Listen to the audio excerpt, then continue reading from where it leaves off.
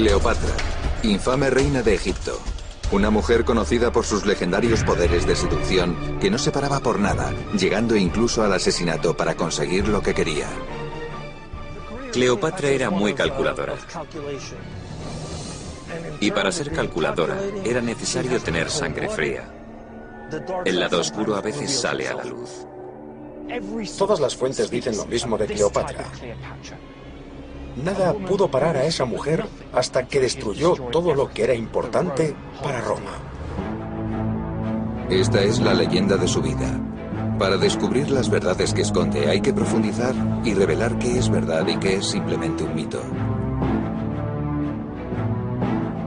Los investigadores se introducirán en la vida de Cleopatra por medio de unas pruebas científicas. Revelarán cómo asesinó a toda su familia en su ansia por hacerse con el poder. Y un psiquiatra forense analizará a Cleopatra para explorar su lado oscuro y ver cómo se enfrenta a otros personajes históricos que son los malos de la historia. Cleopatra. Cleopatra, la última reina de Egipto y la mayor seductora de todos los tiempos. Movida por el poder y la ambición, su vida estuvo dominada por una fuerte mezcla de sexo y asesinatos. Las antiguas fuentes romanas la calificaron de fulana oriental y de reina prostituta. Cleopatra era fascinante, puesto que era una de las pocas mujeres con poder en la antigüedad. Quiero investigar cómo usaba el sexo, el poder y el asesinato para conseguir sus objetivos. Para ponerse en la piel de Cleopatra, el psiquiatra David Malott analizará su comportamiento y la colocará después en un psicógrafo de mal comportamiento para compararla con otros tiranos de la historia como Julio César, Gengis Khan o Nerón. Nada detenía a Cleopatra a la hora de conseguir poder. Envenenó a su hermano de 13 años para hacerse con el control total de Egipto. Asesinó a su hermana pequeña en el santuario de un templo, escandalizando al mundo antiguo. Y sedujo a los hombres más importantes de Roma para hacerse con el poder. Pero la mayoría de estas historias horribles sobre Cleopatra las escribieron los romanos, y ellos no le tenían mucho aprecio. Las fuentes romanas representan a Cleopatra como una seductora nata y una malvada asesina. Según ellos, era un monstruo horrible. Una mujer que quiere hacerse con el control de Roma y seduce a hombres para que hagan cualquier cosa para ella, odiando la naturaleza y las leyes. Para descubrir la verdad sobre la reina más famosa de Egipto, hay que empezar por su infancia. Es hija del faraón Ptolomeo XII. Fue educada y preparada para el poder desde su nacimiento.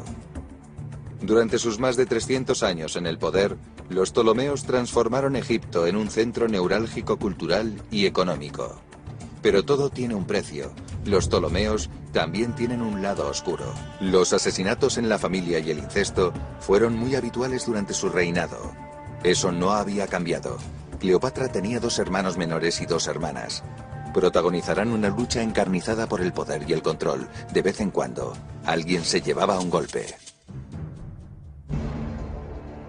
En el 58 a.C., el padre de Cleopatra fue forzado a abandonar Egipto y huir a Roma después de una rebelión impulsada por su hija, la hermanastra de Cleopatra. Se llevó a Cleopatra, una niña de solo 11 años, a Roma con él. Para no perder la tradición familiar, poco después, la hermana de Cleopatra estrangula a su marido, mata a su madre y se hace con el trono de Egipto.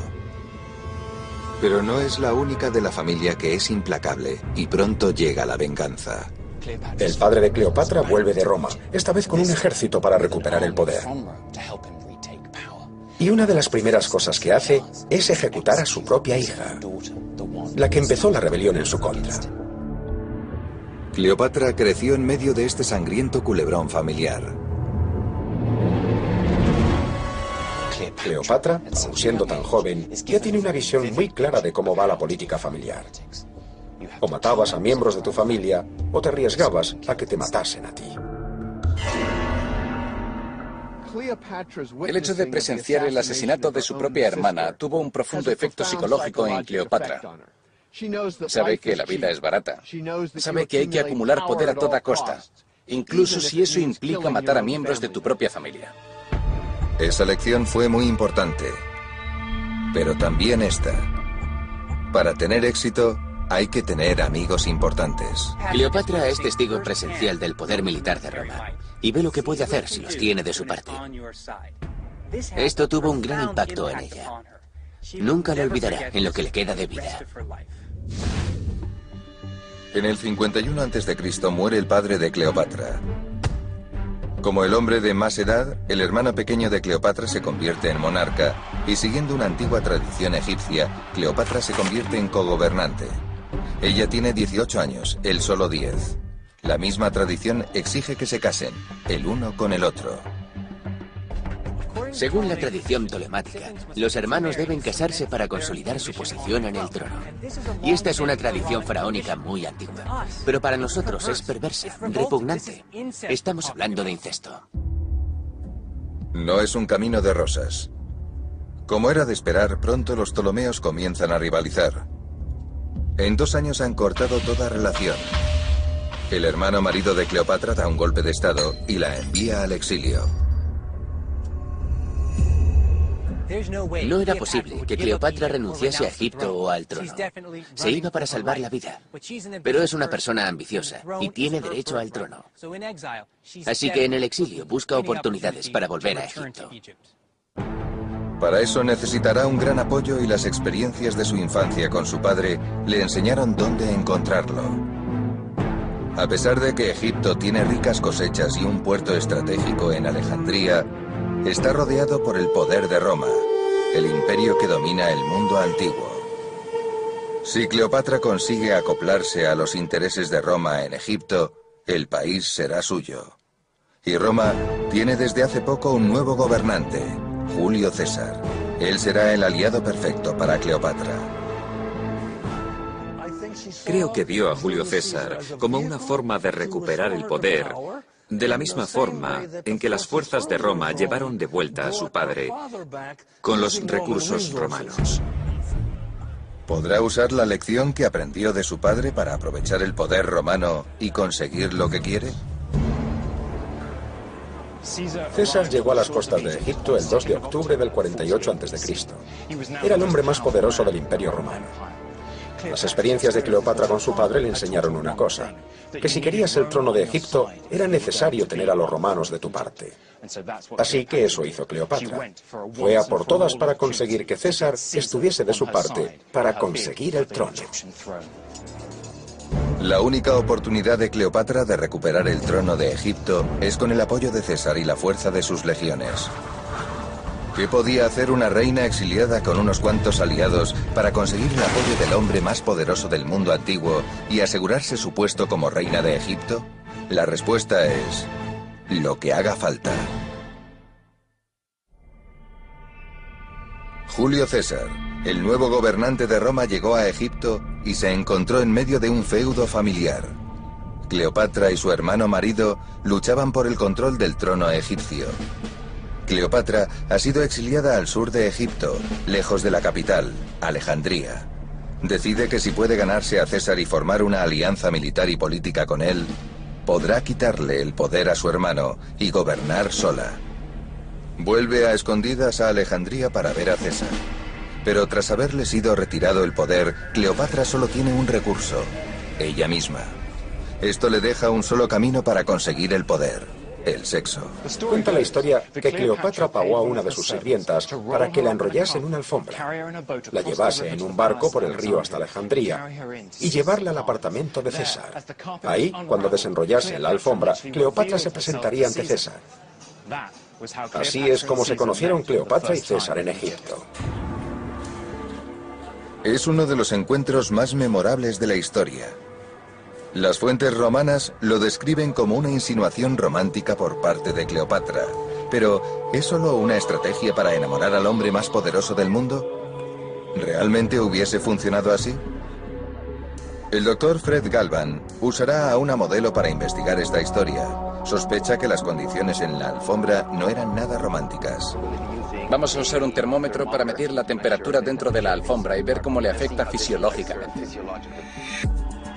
La aventura de la alfombra de Cleopatra fue en octubre del 48 a.C. En esa época del año las temperaturas rondan los 20 grados y se cree que sus sirvientes la transportaron durante unos 800 metros hasta el apartamento de César. Fred recreará este viaje con una temperatura comparable.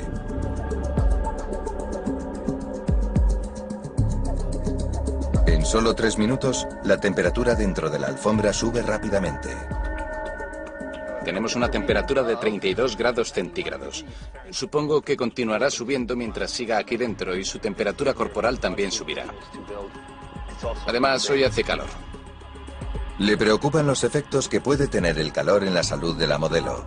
Aislada por la alfombra, un aumento de solo un par de grados en su temperatura corporal puede ser peligroso. En este punto empieza a afectar a la capacidad de nuestro cuerpo para enfriarse, sobre todo porque está enrollada en esta alfombra y no puede utilizar el aire que circula a su alrededor para bajar la temperatura como lo haría normalmente.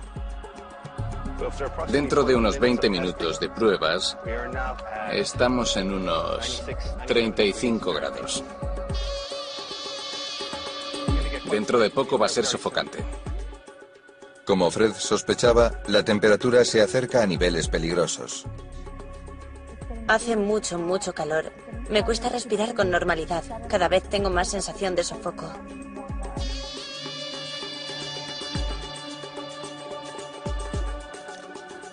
Su temperatura ha subido a los 37 grados. Así que creo que ha llegado el momento de parar el experimento. Dios mío. La prueba muestra que Cleopatra podría haber aguantado en la alfombra hasta el apartamento de César, pero no habría sido una muy buena experiencia. En realidad, no va a pasar por todo esto por amor. La historia de la alfombra es parte de un juego a todo o nada. La historia de Cleopatra y la alfombra no es solo una historia de unos amantes que se encuentran. Piensen en la posición de Cleopatra. Si la descubre su hermano Ptolomeo, morirá. Si no consigue que César esté de su parte, morirá. Solo tiene una oportunidad para conseguir que César esté de su lado y poder recuperar el trono de Egipto. Se ofrece a sí mismo como un arma. Sabe que a César le pierden las mujeres, y aunque él ya debe rondar los 50, ella es una mujer joven en la flor de la vida. Y va a hacer todo lo posible por conquistar a César. Para Cleopatra, es el sexo o la muerte. A Cleopatra no le importa lo que tenga que hacer para conquistar a César. La egiptóloga Gail Gibson cree que incluso podría haber usado insinuaciones sexuales subliminales para conquistar al hombre.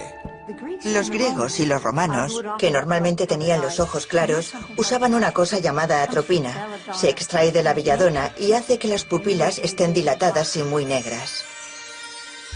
La dilatación es un signo de deseo y hace que la persona a la que miras se dé cuenta de que la deseas. Y si con eso no conquista a César, también puede simular la excitación con otros cosméticos. Estos brillos de labios en los tiempos de Cleopatra estarían hechos con grasa y llevarían bien ocre, bien el zumo de alguna baya. Los labios son importantes para la mujer porque son bonitos, pero para Cleopatra son incluso más importantes. Sus labios tienen que ser carnosos, ricos y seductores porque después de un orgasmo, los labios de una mujer se hinchan y ella quiere estar siempre sexy y orgásmica. Según la leyenda, Cleopatra es una mujer muy bella. Seducir a César, un hombre muy mujeriego, debería ser fácil. Pero en el Museo Arqueológico de Nicópolis, en Grecia, unas extrañas monedas acuñadas en tiempos de Cleopatra revelan algo inesperado. Una de las cosas clave de estas monedas es que son instrumentos de propaganda. Son como folletos para la gente que sale en ellas, porque circulan por todo el mundo romano. En el mundo antiguo, las monedas son tradicionalmente el retrato más fiel de los gobernantes, y estas monedas revelan una sorpresa. Esta es una moneda de Cleopatra y es bastante realista, como es habitual en esa época, y a pesar de que se supone que es una belleza, en realidad parece bastante fea. Esto lo confirma el escritor romano Plutarco, que dice de forma bastante específica que no es una gran belleza. La tecnología nos permite ahora reconstruir la cara de Cleopatra.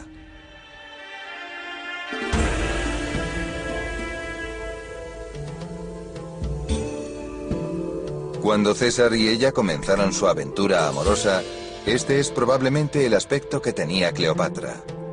Así pues, si no atrapó a César con su belleza, ¿cómo llevó a cabo una de las seducciones más memorables de la historia? No es realmente necesario ser guapo para ser bueno en la cama. Sabemos por las fuentes antiguas que su encanto residía en su personalidad y su habilidad para conversar en varios idiomas a la vez. Cuando entraba en una habitación, la gente estaba hablando y cuando ella abría la boca se callaban, se giraban para mirarla. Una personalidad magnética, un gran intelecto, su habilidad para utilizar las características físicas que tenía, todo contribuyó para hacerla una persona extraordinaria. Esta es una historia de seducción, no de amor. Para César, Cleopatra representa una gobernante legítima que apoyará sus intereses en Egipto. Para Cleopatra, César es la forma de recuperar el trono y usará cualquier medio para conseguirlo. Lo que me interesa es el hecho de que se vea igual al hombre más poderoso de la Tierra. Cleopatra se siente muy cómoda utilizando su sexualidad para conseguir y conservar el poder.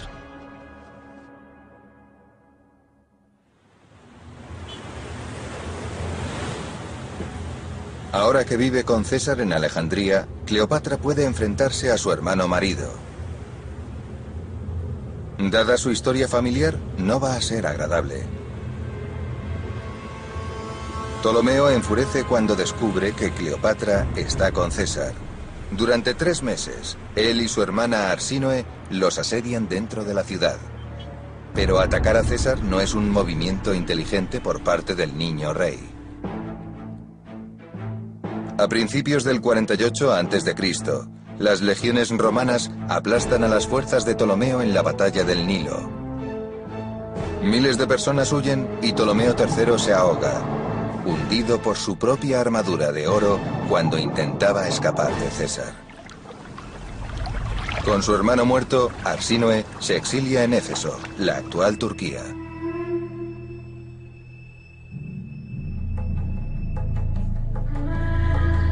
César gana la guerra y Cleopatra gana a Egipto. Se embarcan en un viaje de victoria por el Nilo. Son una pareja muy dispar. Ella tiene 18 años y él 52. El estatus de la relación entre Cleopatra y César no está claro. Por una parte, en los meses posteriores al viaje por el Nilo, Cleopatra acompaña a César a Roma. La instala en una villa, con una estatua de ella en el centro de la ciudad. Por otra parte, sin embargo, César tiene a su mujer en Roma. A media Roma no le gusta Cleopatra. Como dice el orador Cicerón, todo mal viene de Alejandría. Además, César no menciona su relación en su informe oficial de la guerra de Alejandría. Su relación nunca se hace oficial. Cleopatra se queda como amante en una especie de limbo. Cualquier otra amante lo hubiese aceptado, pero no Cleopatra, la reina del drama. 9 meses después de conocer a César, da a luz a un niño y ella no duda en contarle a todo el mundo quién es el padre. César nunca reconoció oficialmente la paternidad de este niño. Cleopatra tiene que darle su nombre. El nombre del niño fue Ptolomeo XV. Filópator, Filómetor, César. Su apodo fue Cesarión, pequeño César. De esta forma, Cleopatra asegura su posición y su papel en Egipto. Tiene un niño que es supuestamente hijo del hombre más poderoso del mundo romano. El malévolo hermano marido de Cleopatra está muerto. Una de sus hermanas está muerta. Tiene a Julio César en su cama y el pequeño César en su regazo. Después de tanta seducción, muerte y manipulación, todo parece irle bien a Cleopatra. Pero los violentos políticos romanos están a punto de dar al traste con su mundo perfecto.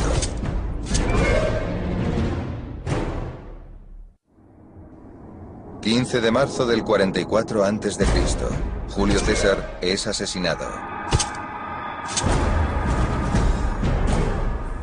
El mundo perfecto de Cleopatra se derrumba a su alrededor. Seguro que fue difícil estar en la cresta de una ola enorme que parecía no ir a romper nunca y de pronto recibir la noticia de que el hombre en el que había puesto todas sus esperanzas, su compañero, había sido derribado. César fue asesinado. Seguro que Cleopatra estaba destrozada, pero actuó rápido. Y fue una acción brutal. Ahora que César ya no estaba, está amenazada por los muchos pretendientes al trono de Egipto. Su mayor rival es el único hermano que le queda, Ptolomeo XIV, de 13 años. Nunca había sido una amenaza aparente para ella, pero poco después de la muerte de César, desaparece misteriosamente de los registros históricos. Su hermano menor, Ptolomeo XIV, desaparece de las fuentes egipcias. No nos dan ninguna pista de qué le pasó. Pero si recurrimos a las fuentes romanas, un historiador llamado Josefo nos cuenta que Cleopatra podría haber tenido algo que ver en su asesinato. Y lo que es más, Josefo también dice que podría haberlo envenenado. Este también parece ser el principio de la afición de Cleopatra por envenenar a la gente. Se rumorea que practicaba con prisioneros para descubrir cuál actuaba más rápido, y que incluso practicó con sus propios sirvientes. Más drama. ¿Podía Cleopatra haber envenenado a su hermano? Tiene un motivo. Probablemente tiene la oportunidad, pero ¿tiene los medios? Solo un toxicólogo puede responder a esto. Cleopatra tenía acceso a muchos venenos. Tenía todos los botánicos y también algunos metales famosos como el arsénico. Así que no hay duda de que podía acceder a ellos fácilmente. La primera posibilidad es el rododendro, una potente toxina muy popular en tiempos de Cleopatra. Pero el doctor Erickson la descarta. Hace falta mucho rododendro para hacer algo diabólico o matar a alguien. Es mucho más probable el extracto de beleño. El beleño es una planta muy interesante. Cleopatra podía tener acceso a ella porque los cosméticos y el maquillaje eran muy importantes para ella, parte de su realeza, su belleza. Muchos cosméticos contenían veneno, pero en cantidades muy pequeñas que no provocaban un envenenamiento. Si se ingería el beleño, empiezas a estar muy agitado, el corazón se pone taquicárdico, la frecuencia cardíaca es muy alta. Entonces tienes ataques y convulsiones, y si la dosis es lo suficientemente alta, puede provocar la muerte. No es una buena forma de matar a alguien rápido. La muerte con el beleño es lenta, no es la mejor para deshacerse de alguien rápido. Eso nos deja el acónito, un extracto de la flor altamente tóxica conocida como capucha de monje. Una pequeña cantidad de esta planta puede ser letal. Los efectos del acónito en el cuerpo están demostrados y son devastadores. Los síntomas del envenenamiento por acónito son vómitos y diarrea. Y el veneno tiene un efecto letal que provoca muy rápidamente un fallo cardíaco, orgánico y respiratorio. Es más difícil de detectar. Se puede poner en la bebida, en la comida. Es muy accesible y era muy popular en tiempos de Cleopatra. Esta parece ser, aunque no hay pruebas escritas de que lo usase con su hermano, la opción perfecta. Los antiguos se referían a esta planta como la reina de los venenos. ¿Qué mejor opción para Cleopatra que la reina de los venenos? Sería sencillo para Cleopatra envenenar a su hermano con un poco de acónito, y parece algo muy propio de ella. Era una mujer políticamente ambiciosa. Ese era su lado oscuro. Su principal preocupación era su propia supervivencia política, y su hermano era prescindible. El perfil psicológico de Cleopatra no tiene buena pinta. El hecho de que Cleopatra matase a un familiar cercano, su hermano, es una prueba de su comportamiento psicopático. Mataba sin sentimiento de culpa ni remordimiento. Cleopatra se había deshecho de su hermano, pero sin César aún era vulnerable. Para conservar su puesto como reina, necesita una nueva alianza. El sexo y la seducción ya le han funcionado antes. ¿Por qué buscar una nueva fórmula?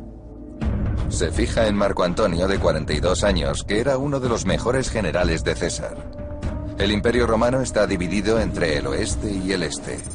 Y Marco Antonio controla todo el Imperio Este. Cleopatra, el arma sexual, tiene un nuevo objetivo. Quiere mantener una estrecha relación con el Imperio Romano para asegurarse un lugar en el trono. Hará lo que haga falta para impresionar a Marco Antonio. Cleopatra utiliza todos sus recursos para ampliar sus 10 años de gobierno como reina de Egipto. Empieza el espectáculo en el Nilo. El primer encuentro es legendario. Ella tiene unos 28 años y está en la flor de la vida. Cleopatra monta un gran espectáculo. Llega en un barco bañado en oro, con remos bañados en plata. El perfume invade el aire. Va vestida como Afrodita. Cuando se encuentran, saltan las chispas. Es el comienzo de una aventura legendaria, alimentada por la peligrosa combinación de amor y poder. Con Cleopatra y Marco Antonio, todo es desmesurado. Cleopatra y Marco Antonio son muy competitivos el uno con el otro, siempre intentando ponerse la zancadilla. Cuentan que una vez Cleopatra le dijo a Marco Antonio: puedo gastarme 3 millones de sestercios en una cena. Eso es lo equivalente a unos 70 millones de euros. Cleopatra tenía 2 grandes perlas. Cogió una, la puso en un vaso de vinagre donde se disolvió y se lo bebió. 70 millones de euros en un vaso. La de la perla y el vinagre es una de las grandes leyendas de la vida de Cleopatra que usaron los romanos para ilustrar lo decadente que era. Pero, ¿podemos fiarnos de los escritores romanos? Vamos a recrear lo que creemos que podría haber pasado. Vamos a ver si una perla se disuelve en vinagre. Vamos a utilizar esta perla cultivada. Este es el gran momento. La tira dentro. Se puede ver la reacción en el fondo y en la superficie de la perla. Empieza a generarse dióxido de carbono muy lentamente y cuando la burbuja sea lo suficientemente grande, ahí está, subirá a la superficie. Muy lentamente la superficie se está erosionando, mientras se disuelve y reacciona con el ácido acético y las burbujas de dióxido de carbono suben a la superficie. Funciona, pero disolver una perla es un proceso muy lento. Así que esto nos hace dudar de que pudiese disolver una perla hasta el punto de bebérsela como una solución neutra. Es demasiado lento para que pudiese llevar a cabo este truco en una cena. Parece que los escritores romanos se dejaron llevar por su deseo de demonizar a Cleopatra. No hay duda, Cleopatra es una seductora. Su vida está llena de excesos. Pero esta historia dice más de los autores romanos y sus intentos por escribir una anécdota atractiva que de la verdad. Lo que sí es verdad es que Cleopatra y Marco Antonio se embarcaron en una aventura llena de pasión. Una relación basada en una mezcla de poder y sexo que los destruiría a los dos.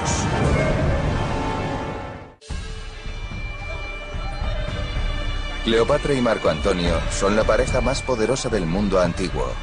A Cleopatra le viene perfecto. Cleopatra es la mujer del drama. No hace nada a pequeña escala. Es lo mismo que cuando intenta conquistar a César, escondiéndose en una alfombra para captar su atención y conseguir que se ponga de su lado. Marco Antonio se convierte en el gran amor de Cleopatra. Entre ellos dos había un lazo puramente carnal. Si se habla de la mayor historia de amor, hay que hablar de Cleopatra y Marco Antonio. La electricidad era increíble. Pero esta relación es algo más que sexo.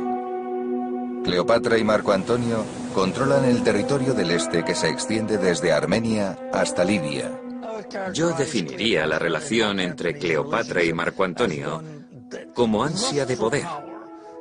La energía del dormitorio se extendía al terreno político.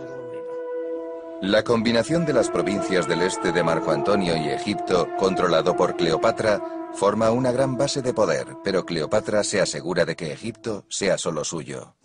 La pared trasera del templo de Dendera es un gran cartel donde se informa al pueblo egipcio de que ella es la única que gobierna su mundo. Esto lo sabemos porque, de acuerdo con la Convención egipcia, la figura más importante es la que está situada a la izquierda del todo. Y ahí encontramos a una Cleopatra monumental a gran escala que ocupa esa posición ella sola. La pared de este templo es un cartel de 12 metros que les dice a los egipcios quién manda. El retrato idealizado de Cleopatra no solo la muestra muy hermosa, de forma poco realista, sino que también muestra que tiene el apoyo divino de la diosa Isis. Isis, en el siglo I, es la diosa universal, asegura la armonía cósmica y la dominación universal. Cleopatra es su representante en la Tierra, así que Isis le transmite a Cleopatra la soberanía universal sobre el mundo mortal que gobierna Cleopatra. Las dos actúan juntas, la diosa del cielo y la diosa de la tierra. Del mundo brutal e incierto de su infancia, Cleopatra ha creado una base estable y poderosa para gobernar Egipto. Esto lo ha conseguido con la eliminación sistemática de sus hermanos. Solo queda una, su hermana menor, Arsínoe.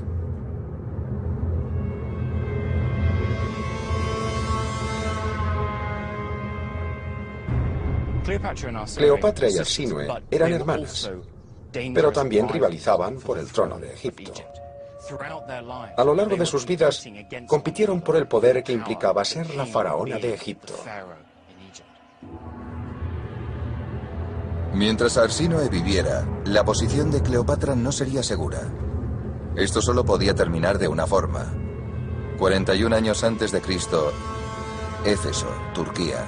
Arsínoe vive en el exilio en un emplazamiento religioso que garantiza su seguridad. Cleopatra no puede tocarla. Pero su amante sí. Así que Cleopatra le pide una muestra de amor a Marco Antonio. Un asesinato.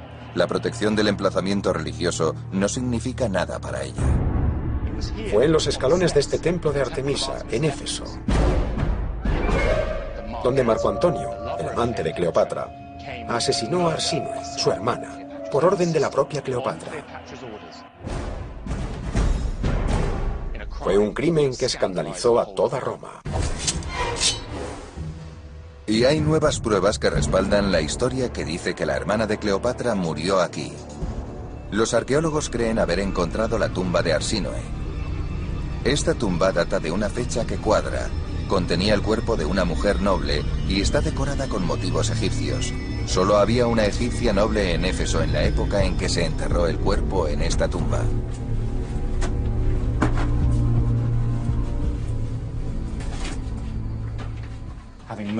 Tras matar a Arsínoe, Cleopatra ha derrotado a su última rival por el trono.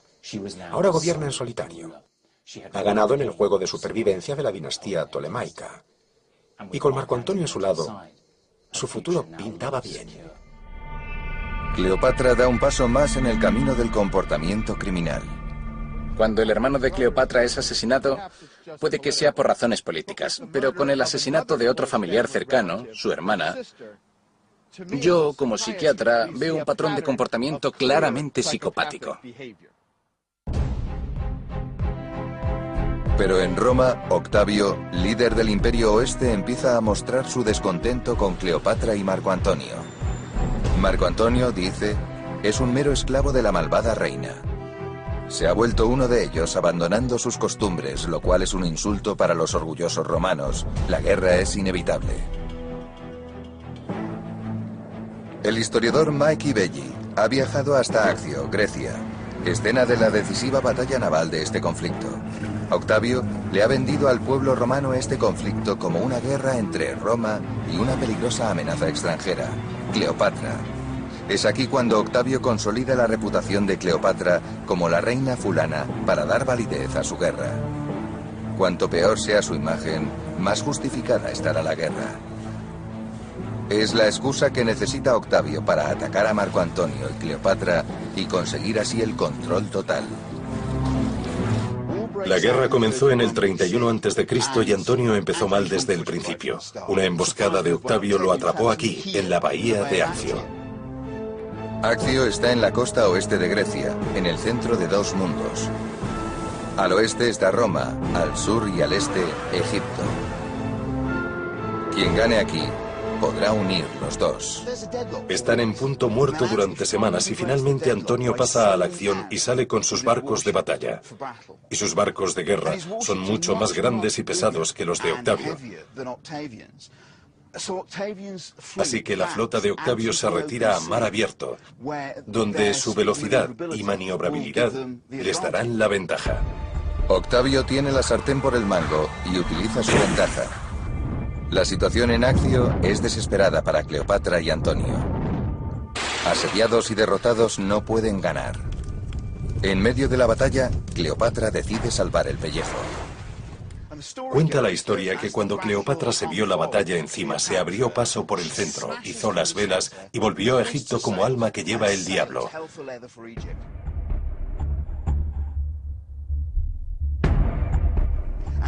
El pobre Antonio, desesperado, fue tras ella dejando a sus hombres en la estacada. No es uno de los mejores momentos de Cleopatra.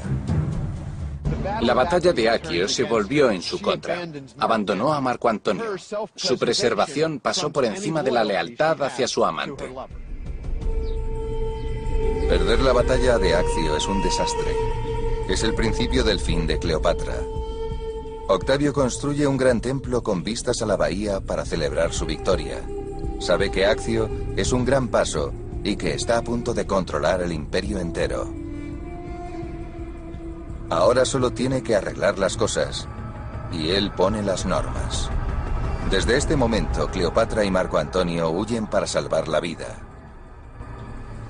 Realmente siento pena de Cleopatra, porque nunca se vio capaz de actuar como una mujer con derechos propios. Pensaba que tenía que cazar al siguiente de Roma para prosperar. Y por supuesto, al final, cazó al hombre equivocado y cayó con él. Cleopatra y Marco Antonio huyen a Egipto y se refugian tras los muros de la ciudad de Alejandría. Solo es cuestión de tiempo que Octavio los alcance. En el 30 a.C., Octavio está a las puertas de Alejandría. Marco Antonio se suicida, muriendo en los brazos de Cleopatra. Se dice que lloró como una mujer que había perdido lo más importante de su vida. Lo más probable es que Octavio lleve a Cleopatra a Roma, la pasee encadenada por las calles y la ejecute en público. Esa es la forma de los romanos de tratar a los prisioneros y no hay razones para pensar que con ella vayan a actuar de otra forma. Cleopatra no tiene más opciones. Es hora de su movimiento final. Cleopatra sobrevivió 20 años gobernando Egipto, pero a sus 39 años su suerte se ha agotado. Octavio entra en Alejandría y la toma prisionera. A esta mujer, acostumbrada a controlar su propio destino, solo le falta tomar una decisión. ¿Cómo va a morir? Según los escritores romanos, murió igual que vivió, con un gran gesto dramático. Dicen que se mató con el letal mordisco de una serpiente. Con un cuchillo hubiese resultado demasiado fácil. Pero, ¿es esto verdad? ¿O es otra historia como la de la perla y el vinagre? Un experto en reptiles investigará la historia de la muerte de Cleopatra. ¿Pudo convertir Cleopatra a una serpiente en un arma o es demasiado surrealista? En el norte de África tenía a su disposición a las serpientes más mortíferas, la víbora y la cobra. Primero, vamos con la víbora africana. Normalmente las víboras son depredadoras de ataque, son muy rápidas. Las víboras africanas tienen un veneno muy tóxico que destruye los tejidos y provoca la necrosis de la piel. Es como si los tejidos se pudriesen. Puede destrozar los órganos vitales, la sangre no coagula, así que puedes morir por una hemorragia cerebral. La muerte provocada por la víbora es lenta y dolorosa. No es buena opción. ¿Es la cobra egipcia una alternativa mejor? La cobra egipcia puede almacenar en sus glándulas venenosas, que están a la altura de las mejillas, detrás de los ojos, hasta 300 miligramos de veneno. Y la DL50, la dosis letal para un humano, es de 10 o 15, así que esta serpiente puede matar a unas 30 personas. Cuando una cobra muerde a una persona, inyecta un veneno neurotóxico que ataca el sistema nervioso. Ha habido casos de gente que se ha muerto minutos después de que les mordiese. Si Cleopatra va a provocar su muerte con una serpiente, la cobra parece ser la mejor opción. Pero aún tiene que conseguir que le muerda. Y no es tan fácil como parece. Las serpientes solo muerden si se las provoca. Vamos a utilizar esta extremidad artificial para molestar a la serpiente y comprobar lo fácil que es conseguir que muerda.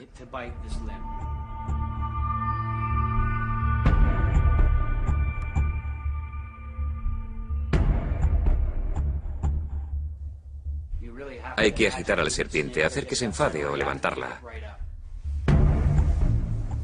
Estoy aplicando un poco más de fuerza y podéis ver que está echándose hacia adelante como normalmente hacen las cobras.